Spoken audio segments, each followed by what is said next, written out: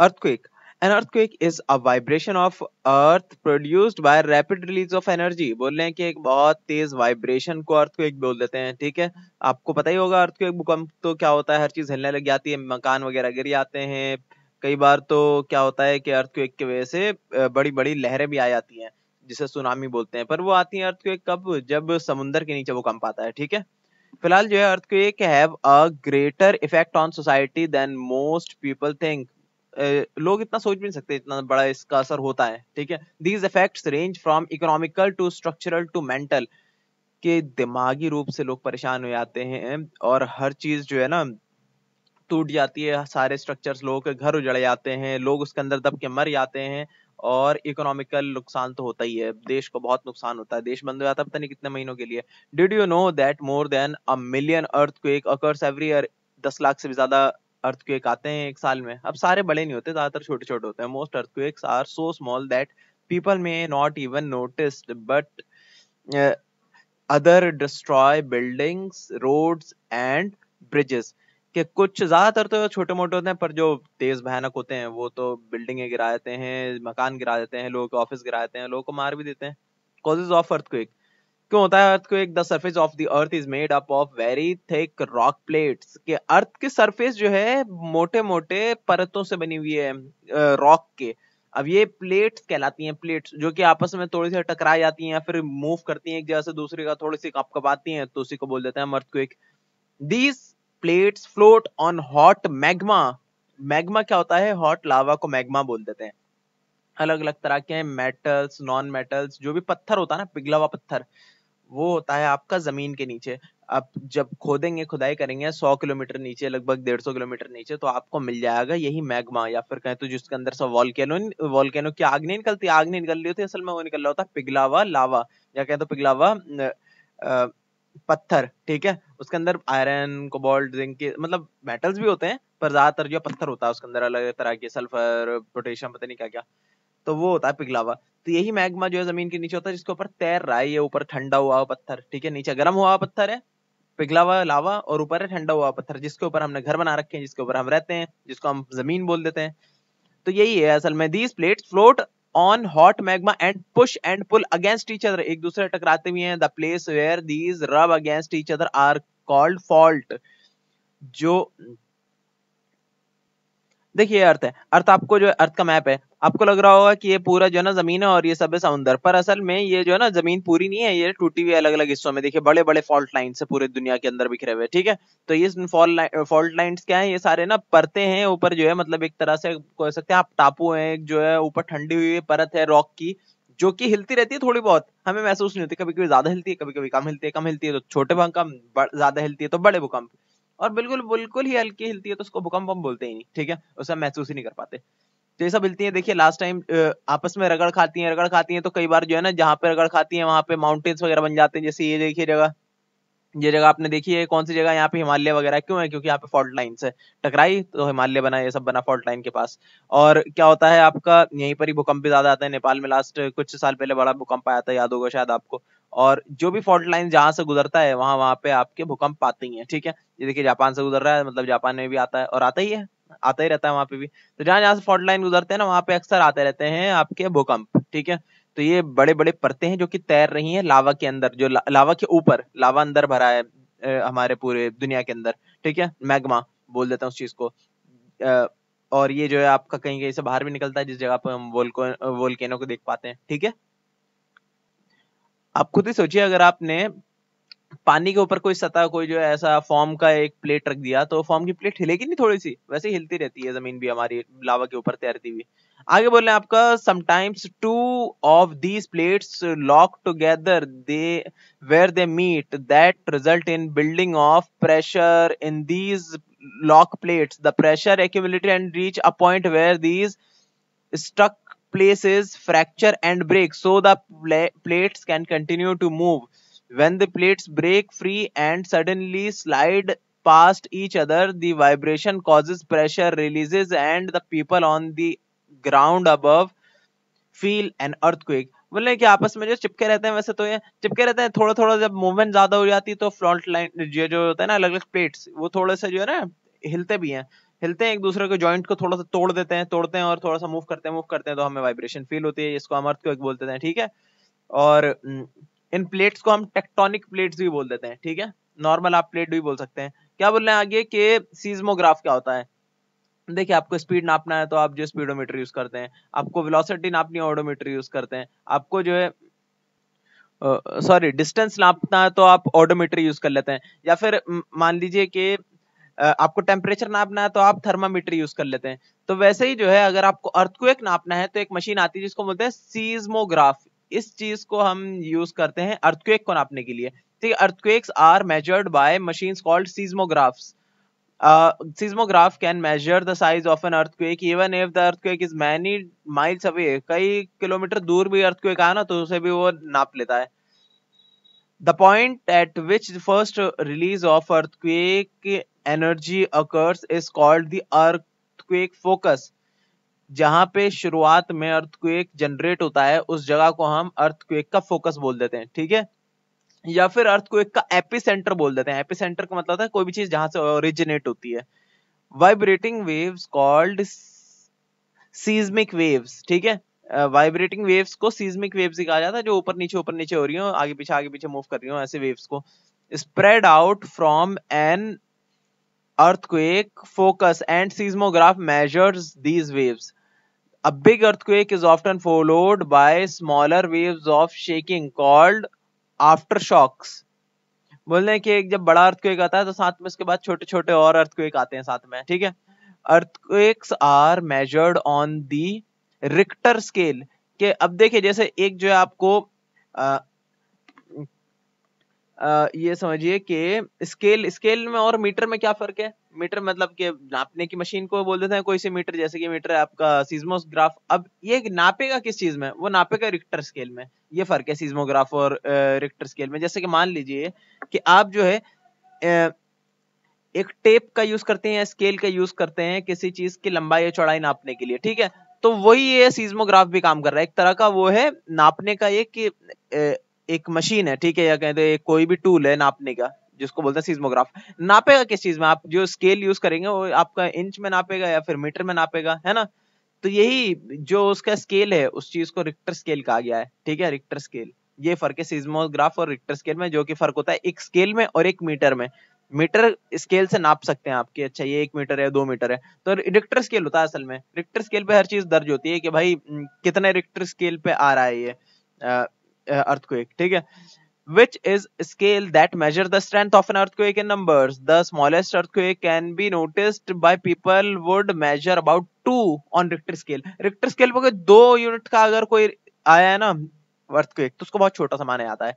A very large earthquake would be measured in 7 और 8।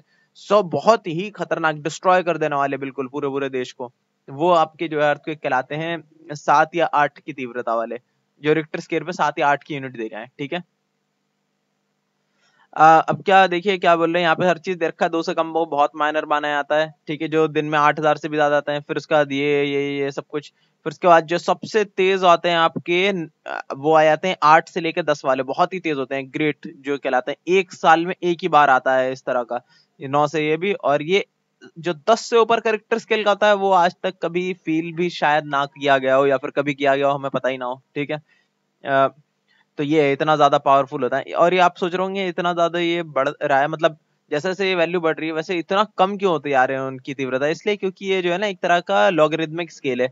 मतलब आप देखें ना कि अगर 2 के स्केल पे अगर कोई है अर्थक्वेक और कोई है 6 के स्केल पे, तो 3 गुना ज्यादा पावरफुल नहीं होगा, हो सकता है कि 20 गुना या 30 गुना ज्यादा पावरफुल आपका 6 के स्केल वाला 2 के स्केल से, ठीक है। इसको बोलते हैं लॉगरिदमिक ग्राफ, कि एक्सपोनेंशियल इंक्रीज होता है आपका अर्थक्वेक की वो क्या बोलते हैं इंटेंसिटी, जैसे जैसे ये रिक्टर स्केल पे यूनिट बढ़ रही है, ठीक है। तो हम देख सकते हैं ये कि most of the danger from an earthquake does not occur during the earthquake itself। most injuries come from falling objects। बोले कि earthquake से कोई इतना बड़ा नुकसान नहीं होता, ज्यादा से ज्यादा क्या है, हिल ही तो रहा है अर्थ, पर उससे नुकसान ये होता है कि अगर कोई इंसान बिल्डिंग के अंदर है और बिल्डिंग गिर गई तो बड़ा नुकसान हो सकता है, वो दबके मर जाएगा बेचारा। खेत खलिहान में तो कोई दिक्कत नहीं है।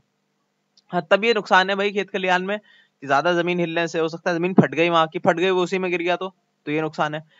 तो इसलिए बोलते हैं कि ज्यादा सेफ ये रहता है कि आपको अगर ज्यादा तेज भूकंप अगर महसूस हो तो आप भागिए घर से बाहर, ऐसी जगह पे जहाँ पे सन्नाटा हो, जहाँ पे खाली जगह हो, जहाँ पे घर वर गिरे तो आपके ऊपर ना गिरे।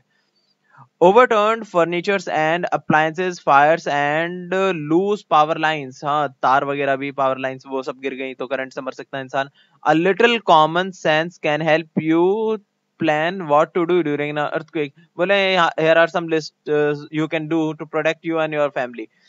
क्या है सब? पहले है डूज, क्या क्या आपको करना चाहिए। Take shelter under a desk, table, bed और डोरवे ड्यूरिंग एन अर्थक्वेक। किसी चीज का सहारा ले लिया, उसके नीचे जाके छुप जाइए अगर आप भाग नहीं सकते घर से बाहर तो, या किसी ऑफिस के बाहर तो, ठीक है, जैसे टेबल या डेस्क के नीचे। वहां पे जो है ऊपर से बिल्डिंग गिरेगी तो आप बच जाएंगे। चांस कम है बचने का, फिर भी नॉर्मल से तो ज्यादा ही चांस है कि टेबल तो ज्यादा पावरफुल है ना आपकी बॉडी से, वो झेल लेगी इतना भारी भरकम कुछ सामान। आगे आपका शट ऑफ किचन गैस। भाई किचन गैस बंद कर दीजिए, सिलेंडर वगैरह खुला है तो, क्योंकि वो तेज हर चीज गिरेगी तो वो भी फैल जाएगा गैस, और हो सकता है उसमें आग लग जाए। फिर क्या बोले, keep stock of drinking water, food stuff and first aid arrangement. इन सारी चीजों को अरेंज कर लिया, पानी को, खाना का, और फर्स्ट एड कुछ चीज मतलब पट्टी करने के लिए। If you are in a moving vehicle stop and stay in vehicle, कि व्हीकल के अंदर ही रहिए और रोक लिए, गाड़ी को चलाते मत रहिए। Provide help to others and develop confidence, के लोगों का दिलासा दीजिए और उनकी हेल्प करिए। क्या क्या नहीं करना चाहिए? डोंट पैनिक, बिल्कुल भी घबराइए मत। डू नॉट, क्योंकि घबरा कर जो काम नहीं होता कुछ भी। Do not use candles, matches etcetera, कोई भी चीज जलाने वालाने की कोशिश करिए, कैंडल वैंडल मत जलाइए। क्यों? क्योंकि आसपास में कहीं गैस लीक हो सकती है, वहां पे धमाका हो जाएगा।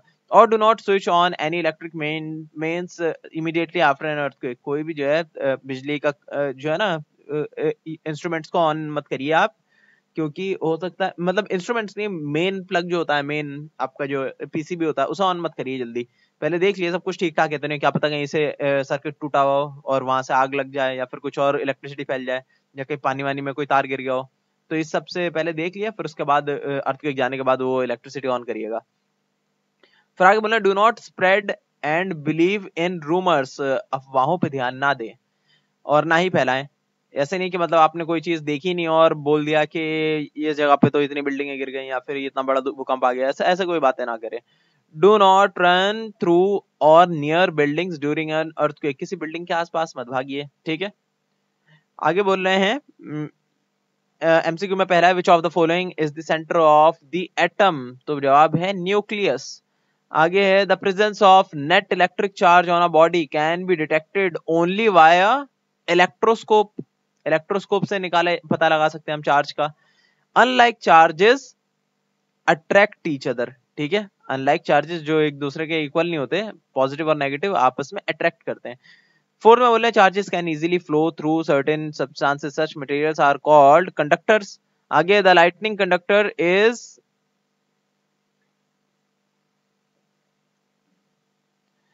Erected on a building. Lightning conductor क्या होता है? जो बिजली के झटके को, जो बिजली का झटका होता है ना तूफान में जो आता है, उसको बिल्डिंग पे ना गिरने दे, बल्कि बिल्डिंग के एक जो तार पे, एक सरिये पे डाल दे, और सरिया जो है ना उस सारे पावर को ले जाए कहाँ पे, वो सारे चार्ज को जमीन के अंदर फेंक दे, और जमीन तो जितना चार्ज दे दो वो रख लेता है, ठीक है। तो क्या होता है? इरेक्टेड ऑन अ बिल्डिंग, एक बिल्डिंग के ऊपर इरेक्ट मतलब सीधा खड़ा लगा रखा होता है उस चीज को। आगे बोल रहे हैं, who invented the lightning rod, किसने लाइटनिंग रॉड को जो है इन्वेंट करा? तो इसका जवाब है बेंजामिन फ्रैंकलिन, ठीक है, इस पे टिक लगा लिया। आगे 7 है, which of the following is the vibration of the earth produced by rapid release of energy. Earthquake होता है, ये तेज एनर्जी निकलती है इसमें से, और वाइब्रेशन।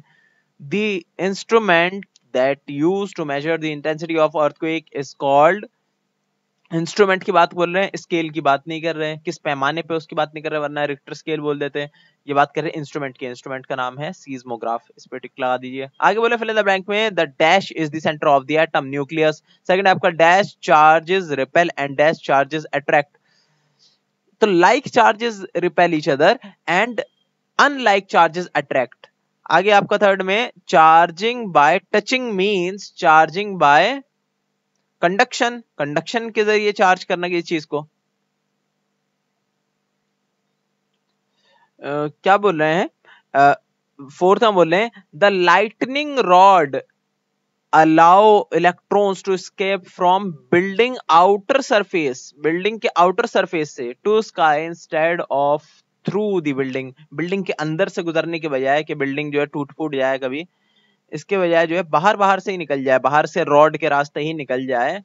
वो काम कौन सी करा पाती है? लाइटनिंग रॉड करा पाती है, जो कि बिल्डिंग के ऊपर इंस्टॉल कर देते हैं हम, इरेक्ट। ठीक है, लिखा था ना यहाँ पे लाइटनिंग रॉड, कहाँ चला गया? ये रहा, लाइटनिंग कंडक्टर या फिर लाइटनिंग रॉड, जो भी आप लिखना चाहें यहाँ पे लिख सकते हैं, लाइटनिंग रॉड लिख दी है। आगे बोल रहे हैं 5 में बोल रहे हैं द प्लेस वेयर प्लेट्स रब against each other is called a fault. ठीक है, फॉल्ट बोल देते हैं उस चीज को जहां पे दोनों प्लेट्स एक दूसरे को रगड़ खाते हैं। आगे बोल रहे हैं vibrating waves are called seismic waves spread out from an earthquake focus। ठीक है, सीज्मिक वेव बोल देते हैं इसको। सीज्मिक मतलब एक तरह के रिदम पे चल रहे हैं वो, उसको बोलते हैं सीज्मिक वेव। आगे बोल रहे हैं 7th में the magnitude of energy release during the earthquake is measured on Richter scale. फिर बोल रहे हैं 8 में static electricity is a spark of electricity that is generated by dash jumping from one atom to another. तो electron jump करता है एक atom से दूसरे एटम पे। ठीक है, और ये चीज हमेशा याद रखिए कि एटम के अंदर सिर्फ इलेक्ट्रॉन ही है जो मूव कर सकता है। प्रोटॉन और न्यूट्रॉन जो है एक जगह से दूसरी जगह नहीं भाग सकते हैं पर वो बहुत ही रेयर केसेस में होता है, जब आपकी न्यूक्लियर रिएक्शन हो रही होती है, तो जो कि एटॉमिक बॉम्ब में होता है और कहीं कहीं पे और होता है। ठीक है, आगे बोल रहे हैं राइट ट्रू एंड फॉल्स। पहला है आपका all objects are made of tiny particles called electron. False, atom की बात होती है, इलेक्ट्रॉन की नहीं। इलेक्ट्रॉन भी होता है पर वो एटम के अंदर होता है, तो एटम से बने हुए हैं सारे ऑब्जेक्ट्स, इलेक्ट्रॉन से नहीं बने हुए। इलेक्ट्रॉन तो पार्ट है एटम का। आगे बोले हैं protons are negatively charge and electrons are positively charge in an atom. False, इसका ऑपोजिट होता है, प्रोटॉन होता है पॉजिटिव और इलेक्ट्रॉन होता है नेगेटिवली चार्ज। थर्ड है आपका charging by rubbing object is called charging by friction. True, सही बात है, आपस में रब करके, रगड़ कर किस चीज को चार्ज करना है उसको चार्जिंग बाय फ्रिक्शन ही तो बोलेंगे, फ्रिक्शन का इस्तेमाल किया हमने। True. The device used to protect buildings against damage from lightning is called electroscope। False, electroscope नहीं बोलते उस डिवाइस को, इलेक्ट्रोस्कोप तो बस चार्ज को नापने वाली मशीन को बोल देते हैं। False, ये मशीन जो है उसको लाइटनिंग कंडक्टर बोल देते हैं या फिर लाइटनिंग रॉड बोल सकते हैं आप। 5 में बोले हैं electrical spark is caused by tiny particles called electrons moving suddenly from one place to another। Electrical spark जो है छोटे छोटे पार्टिकल जिसको हम इलेक्ट्रॉन बोलते हैं उनकी वजह से होता है। ट्रू, सही बात है ये। 6 में बोला Richter scale is the scale used to measure the intensity of earthquake. True, सही बात है, ये रिक्टर स्केल का इस्तेमाल करते हैं अर्थक्वेक की इंटेंसिटी जानने के लिए। A big earthquake is often followed by smaller waves of shaking called aftershocks. True, सही बात है कि एक बड़ा भूकंप आता है तो साथ में छोटे छोटे भूकंप और आते हैं। आगे बोल रहे हैं शॉर्ट आंसर क्वेश्चन में पहला है under what conditions do charges attract और रिपेल ईच अदर। इसका आंसर बहुत ही सिंपल सा है, लिख दिए like charges repel each other, unlike charges attract each other. बस हो गया आंसर। सेकंड में व्हाट इज एन इलेक्ट्रोस्कोप, तो इसका आंसर लिख दिए a machine to measure the electric charge on a body is called electroscope. हो गया आंसर। फिर उसके बाद है आपका थर्ड में what do you understand by charging by induction. बिल्कुल बेसिक सा है, ये रहा, पहली लाइन लिख दी है, charging of an uncharged body without touching the body is called charging by induction. ठीक है, पहली लाइन लिख दी है, बस हो गया आंसर आपका। फिर कह रहे हैं 4 में what is the advantage of fitting a lightning conductor on the top of a building. क्या फायदा है लाइटनिंग कंडक्टर को बिल्डिंग के छत पे लगाने का? ये फायदा है कि वो ना सारी एनर्जी को, जो इलेक्ट्रिक शॉक की आएगी हवा में जब तूफान आ रहा हो, तो वो सारी एनर्जी को अगर सारे चार्ज को लेकर जमीन में भेज देगा। ठीक है, तो बच जाएगी बिल्डिंग। इसका आंसर जो है आप 4 में लिख सकते हैं, 4 वाला ही लिख दिए, जो आपका फिल इन द ब्लैंक है ना, ये इसका आंसर भी है। 4 में क्या लिखा है यहाँ पे, अ लाइटनिंग कंडक्टर या लाइटनिंग रॉड, जो लिखना चाहें। A lightning conductor allow electrons to escape from buildings outer surface. Building के, बिल्डिंग्स लिखा है ना अपोस्ट्रोफी वाला, ऐसा ही है। ठीक है, buildings outer surface, outer surfaces to sky instead of through the building. ठीक है, कि बिल्डिंग के बाहर से जो है ना चार्जेस जो है वो जमीन से लेकर जो है ऊपर स्काई में भेज देता है, क्योंकि ऊपर स्काई में है आपका नेगेटिवली चार्ज, मान लो इलेक्ट्रॉन से नेगेटिवली चार्ज, उसको लेकर जो है जमीन में भेज देगा, ये होगा। या फिर मान लिए कि वहां पे अगर पॉजिटिव चार्ज है बहुत ज्यादा, तो जमीन से जो इलेक्ट्रॉन्स को लेकर वो ऊपर भेज देगा आसमान में, ताकि जो है वो आपका कंप्लीट हो जाए सर्किट, और वो जो शांत हो जाए आपका इलेक्ट्रिसिटी, या कहें तो इलेक्ट्रिक स्पार्क।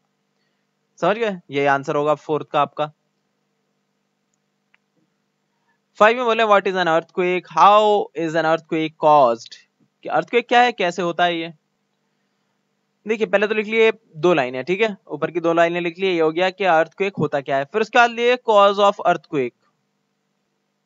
देखिए अर्थ को आप ऐसे समझ सकते हैं कि देखिए मान लीजिए एक फॉल्ट लाइन है, वैसे इतनी छोटी जगह पे नहीं होता फॉल्ट लाइन, बहुत बड़ी जगह पे होता है, तो फॉल्ट लाइन है, तो ये दोनों जो है ना जब रगड़ खा रही है, ये जमीन उधर जा रही है, जमीन इधर जा रही है, तो इस चीज को जो है अर्थक्वेक बोल देंगे, आगे पीछे हो जाती है थोड़ी सी, ठीक है। इसको आप एक और इस फिगर समझ सकते हैं कि अलग अलग तरीके हो सकते हैं, ये इस तरीके से टकरा सकते हैं दो प्लेट्स, इस तरीके से रगड़ खा सकती हैं, इस तरीके से रगड़ खा सकती हैं, इस तरीके से रगड़ खा सकती हैं, या फिर ऐसे भी आप समझ सकते हैं कि ये देखिए इस तरीके से रगड़ खा रही है, एक ऊपर जा रही है, एक थोड़ी सी नीचे की तरफ फिसल रही है, एक ये नीचे आ रही है, फिर ये ऊपर जा रही है, मतलब सेम ही चीज है, दोनों सेम ही चीज हो रही है।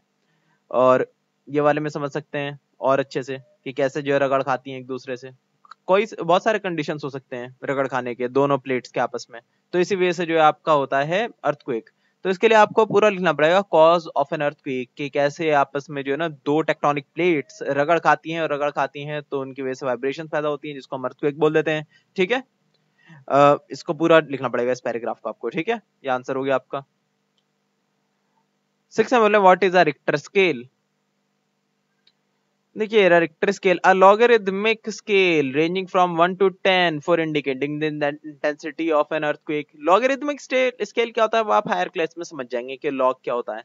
लॉग देखिए, देखिए लॉग कुछ भी नहीं होता, आप हायर क्लास में अच्छे समझ जाएंगे, मैं बेसिक से समझाता हूँ। समझ लीजिए कि अगर कहीं पे लिखा हुआ है लॉग 100, लॉग 100 का मतलब है कुछ भी नहीं है, लॉग 100 का मतलब है कि भाई 10 की पावर में कितनी लगाऊं कि 100 आ जाए, बस इतनी सी बात है।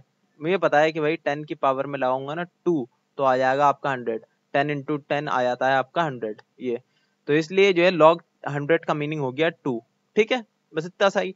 और मान लीजिए कभी आपका लिखा हुआ है लॉग 10 लिखा है कहीं पे आपका, ठीक है, log 10, अब log 10 की क्या वैल्यू की, कुछ नहीं, बस ये सोचिए कि 10 की पावर में कितनी लगाऊं कि आंसर 10 आ जाए। तो मुझे पता है कि 10 की पावर जब मैं 1 रखूंगा ना, 1, 10 की पावर 1 तो होता है आपका 10, तो इसलिए जो है log 10 की वैल्यू होगा ये आपकी 1, ठीक है। और वैसे ही अगर कोई मुझसे पूछे कि भाई log 1 की वैल्यू बता दू, log 1 की क्या वैल्यू है, अब log 1 देखो क्या है, बिल्कुल बेसिक सा, दोबारा वैसे आते हैं कि 10 की पावर में कितनी लगाऊं कि 1 आ जाए, तो मुझे पता है कि 10 की पावर मुझे लगानी पड़ती है 0, जब मैं 10 की पावर 0 लगाता हूं तो मेरा आंसर आता है 1, तो log 1 की वैल्यू हो जाएगी 0, ठीक है, 0, ठीक है। यही होता है log, कोई भी लिखा हुआ, मान लिए कि log 5 लिखा हुआ है, तो log 5 का मतलब है, देखिए लिख के दिखाता हूं मैं आपको, कहीं पे लिखा हुआ है log 5, तो इसका मतलब है कि मैं 10 की पावर कितनी लगाऊं, x अमाउंट है ना, कितनी लगाऊं कि आंसर आ जाए मेरा 5, कितना लगाऊंगा तो आ जाएगा 5, पता नहीं कितना लगाऊंगा, ये चीज देखनी पड़ेगी, इसका चार्ट होता है अलग से, कैलकुलेटर से भी कैलकुलेट कर सकते हैं, खुद से तो अंदाजा लगाना बड़ा मुश्किल है, पर बेसिक बेसिक चीजों का अंदाजा लगा सकते हैं आप, कुछ कॉम्प्लेक्स आ गया तो अंदाजा नहीं लगा सकते, फिर उसके लिए कैलकुलेशन करनी पड़ती है आपको, ठीक है, कि अगर मैं 10 की पावर कितनी लगाऊं कि मेरा आंसर आ जाए 5, ठीक है, इसी को बोलते हैं लॉग, ठीक है। log 5 की वैल्यू मतलब 10 की पावर में कितनी लगाऊं कि आंसर आ जाए 5, तो वो जो जितनी भी मैं लगाऊंगा पावर, वही जो है log 5 का आंसर होगा, ठीक है। तो रिक्टर स्केल में ये सब लिख दिया आप। फिर आ रहा है आपका लॉन्ग आंसर क्वेश्चन, पहला है आपका explain the construction of working of an electroscope, कैसे काम करता है इलेक्ट्रोस्कोप बता दीजिए। देखिए रहा है ना, कंस्ट्रक्शन ऑफ इलेक्ट्रोस्कोप लिख लिया पहले, फिर लिख लिया वर्किंग ऑफ इलेक्ट्रोस्कोप, ठीक है, ये हो गया आंसर आपका। साथ ही में जो है आप ये डायग्राम भी बना लीजिएगा इलेक्ट्रोस्कोप का, ये वाला, ठीक है, ठीक है, वो साफ से साफ नहीं दिख रहा तो ये चीज आप बना सकते हैं, ये वाला, ठीक है। ये रहा रॉड आपका चार्ज हुआ हुआ, ये रहा प्लेट, और ये रहे दोनों स्ट्रिप्स, जैसे ही इन पे चार्ज आता है सेम तरह का तो दोनों फैल जाते हैं, इससे पता लगता है कि वो जो चीज आपने इस पे टकराई है प्लेट पे, वो चार्ज थी कि नहीं थी, ठीक है। ये वाला बना लिएगा डायग्राम, और ये दोनों पॉइंट्स लिख लिएगा, हो गया आंसर आपका। फिर बोल रहे हैं सेकंड में what are the causes of lightning and earthquake, दोनों के कॉज बता दिए, लाइटनिंग के भी और अर्थक्वेक के भी। देखिए कॉज ऑफ अर्थक्वेक जो है ये लिख दिएगा आप, ठीक है, ये हो गया आंसर आपका cause of earthquake. Cause of lightning जो है वो लिखना है आपको, तो आप यहां से लिखिएगा इन अ स्टॉर्म क्लाउड, यहां से लेके पूरा पैराग्राफ लिख दिए, flash of lightning, we see a flash of lightning, बस यहां तक ये आपका हो गया ये पैराग्राफ, कॉज ऑफ लाइटनिंग, ठीक है। कॉज ऑफ अर्थक्वेक देख लिया हमने और कॉज ऑफ लाइटनिंग देख लिया, ये आपका आंसर हो गया। फिर लास्ट क्वेश्चन में पूछा what are the safety measures of an earthquake, क्या अर्थक्वेक आए तो क्या क्या सावधानी बरतनी चाहिए आपको, तो इसका आंसर बहुत ही आसान सा है, यहाँ पे दे रखा है हमें safety measures, dos and don'ts, बस ये लिख लिए, here are the safety measures for the earthquake, यहाँ पे डूज लिख दिएगा और डोंट्स लिख दिएगा, सारे हो गया आंसर आपका, यही आपके सारे सेफ्टी मेजर्स, ठीक है। फिर लास्ट हमारा हायर ऑर्डर थिंकिंग स्किल्स, ये आपको लिखने की जरूरत नहीं है, मैं सिर्फ समझाता हूँ। There are enormous number of lightning conductors installed all over the world, why is it that earth does not get charged, बोले कितने सारे लाइटनिंग कंडक्टर्स लगा रखे हैं पूरे अर्थ पे, हर बिल्डिंग अपने ऊपर लगा रखता है कि कहीं बिजली गिर गई तो उसके ऊपर, और बिजली गिरती भी रहती है, इतना सारा अर्थ जब सोख लेता है चार्ज को, तो चार्ज क्यों नहीं हो जाता वो। तो बोलते हैं कि जो टोटल अमाउंट है चार्ज का किसी भी जगह पे, देखिए बड़ा डीप क्वेश्चन है, ठीक है, इस चीज को समझने के लिए थोड़ा हायर क्लास में आना पड़ेगा आपको। ये समझिए कि अर्थ के आसपास जितने भी मटेरियल है वो अर्थ का ही तो है, कहीं बाहर से तो आया नहीं। अब मान लिया चार्ज कहीं से आया और कहीं पे गया, तो गया तो अर्थ के आसपास नहीं, इधर उधर गया, तो टोटल चार्ज जो है किसी अर्थ का जो है वो कांस्टेंट रहता है, वो ना बढ़ता है ना घटता, ठीक है, वो सेम रहता है थ्रू आउट दी अर्थ के। आपका जो बादलों से चार्ज जो है निकल के जमीन के अंदर आया, ठीक है, तो फिर वो जो पानी था, पानी को भी उसने चार्ज कर दिया, फिर वो बादल वापस बनेगा, फिर वो जो है वापस साइकिल चलती जाएगी, वो चार्ज अर्थ के अंदर ही रहता है, वो अर्थ का ही चार्ज है जो आपका जो उधर चला गया है बादलों में, जो दूसरा वाला चार्ज है वो भी अर्थ में ही आना है। मान लीजिए कि इलेक्ट्रॉन दे दिया ना उधर बादलों ने, अपना जो है इलेक्ट्रॉन दे दिया है अर्थ को, तो वहां की प्रोटोन तो बच गया ना, वहां पे पॉजिटिव चार्ज बच गया, वो पॉजिटिव चार्ज की बारिश जब होगी तो पॉजिटिव चार्ज भी आ जाएगा वो जमीन पे ही आके, तो पूरा वो मिक्स हो जाने वाला है, पूरा वो न्यूट्रल हो जाने वाला है। तो अर्थ का टोटल चार्ज अर्थ के पास ही रहता है, कहीं बाहर नहीं जाता वो, या कहीं से एक्स्ट्रा चार्ज नहीं आया था उसके पास, इसलिए जो है कोई फर्क नहीं पड़ता कितनी लाइटनिंग हो रही है, असल में चार्ज बस आगे पीछे हो जाते हैं फिर वापस मिल जाते हैं एक जगह पे आके। Is it more likely for a person to be struck by lightning while standing below a tall tree और a short one, give reason, बोले कि एक लंबे पेड़ के नीचे खड़े होने में ज्यादा खतरा है या फिर छोटे पेड़ के नीचे खड़े होने में, तो देखिए खतरा दोनों के नीचे, पर हाँ लंबे पेड़ के नीचे खड़े होने में थोड़ा ज्यादा खतरा है, क्योंकि वो लाइटनिंग के ज्यादा पास ज्यादा खतरा है उस पर बिजली गिरने का, ठीक है। यहाँ पे हो गया आंसर, ये पूरा कर लीजिएगा, ये चैप्टर कंप्लीट है आपका, सारी चीजें कॉपी में कर लीजिएगा।